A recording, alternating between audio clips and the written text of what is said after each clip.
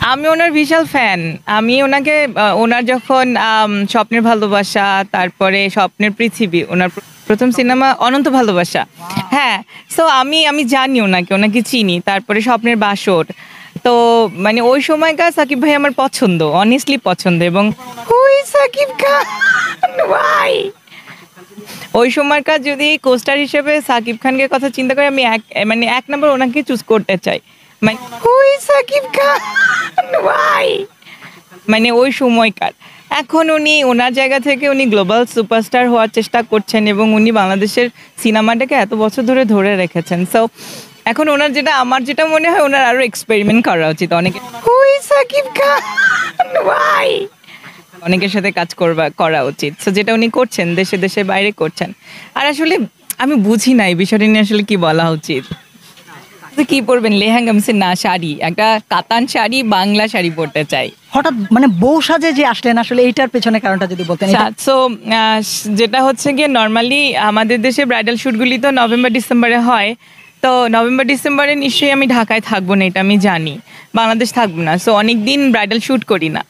তো যেহেতু অনেকদিন ব্রাইডাল করি না, তো ওই জন্যই ব্রাইডাল করা। এর কোনো বিশেষ কোনো কারণ নেই। ইয়া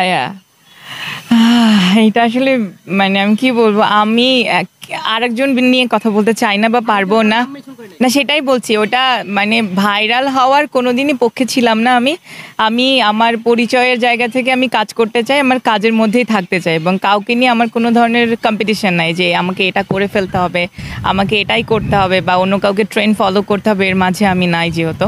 তো আমার যেটা হচ্ছে যে যেই জিনিস দেখবেন খুব তাড়াতাড়ি মানুষের চোখে পড়ছে, সেটা কিন্তু আবার দুদিন পরে হারিয়েও যায়। সো আমার শৈল্পিকতার জায়গা থেকে আমি আর্টিস্ট হিসেবে এখন বিদেশেও কাজ করছি। সো একটু একটু করে আমি ছোট থেকে বড় হচ্ছি এবং আমার এই চলা চলবে, যতদিন আমি বেঁচে আছি আমি চলতেই চাই। এখন কে ভাইরাল হলো, কে হতে চায় না, আসলে এইদিকে আমি তাকাতেই চাই না। হ্যাঁ, কমেন্ট করা তো অনেক পরে। আর আমার জীবনটা তো আসলে অন্য 8-10টা মানুষের মতো জীবন না, এই জীবনটা একটু আলাদা জীবন। সো আমি আমার মতো করেই আমার কাজগুলি করতে চাই। এখন অফকোর্স নিজের যোগ্যতা দিয়ে ওঠা উচিত এবং নিজের কাজকে ফোকাস করে নিজের কাজকে প্রায়োরিটাইজ করা উচিত। এখন আপনি যেই কনটেক্সটে কথা বলছেন, আমি তো অনেকদিন দেশের বাইরে, আমি আসলে কনটেক্সটগুলি বুঝতেও পারছি না। তা আমি যেটা বুঝি, focus on your own goal, focus on year skill, focus on your own act. So এটা যদি করা যায় তাহলে মনে হয় নিজের সক্রিয়তা খুঁজে পাওয়া যায়।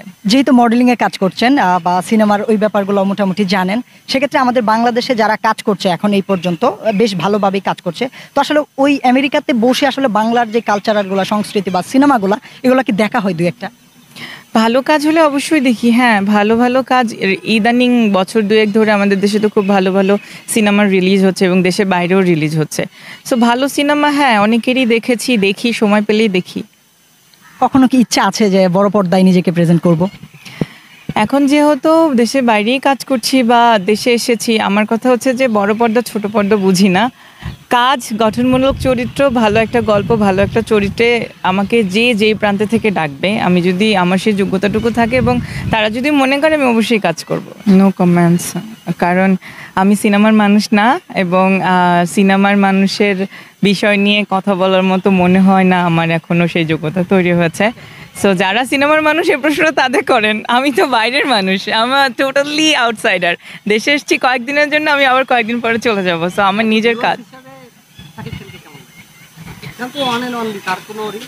সাকিবে পড়লেন কেন? আমি হুই সাকিব খান, হুই সাকিব খান ভাই। না, লিসেন, এগুলি নিয়ে না কি হবে জানেন, মানে পরবর্তীতে listen, entirely in my career, just as I am an outsider and I'm going back to my country, so there I am working right now and I'm visiting, so I don't want to create any controversy, so please, yeah. যে বললাম ব্যতিক্রম, bridal হলেই তো সবাই আমাদের দেশি মেয়েদেরকে যেভাবে দেখে সেভাবেই দেখতে পছন্দ করে। সো আমি মানুষটা যেহেতু ব্যতিক্রম এবং আমার সবসময় চেষ্টা থাকে আমি কিছু ডিফারেন্ট করব। তো আমার মনে হলো তাহলে একটা বাঙালি হিন্দু বউ কেন সাজি না, সো সেই জন্যই সাজা।